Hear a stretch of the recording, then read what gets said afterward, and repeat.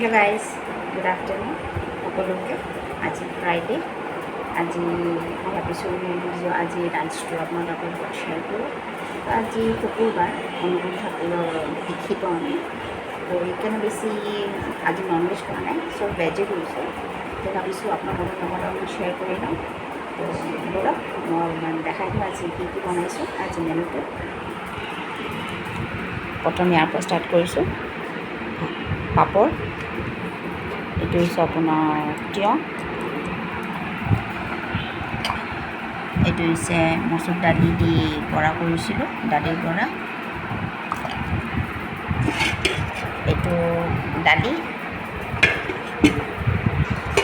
এইটো বনাইছোঁ নিৰামিষ তৰকাৰী বড়ি দি, আপোনাৰ মিঠালাও, ডাঠা, তাৰপিছত আলু, ৰঙালাও, তাৰপিছত আপোনাৰ জিকা, বেঙেনা চব মিলাই কিনে এটা তৰকাৰী কৰিছোঁ।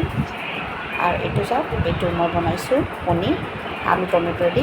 পনীৰটো গুড়া কৰি লৈছোঁ, এনেকৈ চব মানে অনবৰতে খাওঁ আমি, কটা কটা কৰি কিনে। এইবাৰ গুড়া কৰি লৈছোঁ তৰকাৰীটো, জিৰা ফৰণ দিছোঁ। আৰু আজিতো শুকুৰবাৰে, বেছি মানে চটপটা নাই, সেইকাৰণে লগত এটা ঘিটো থৈ দিছোঁ। গৰম ভাত ঘি দি কেনে খালে ভাল লাগে। তো যদি ভাল লাগে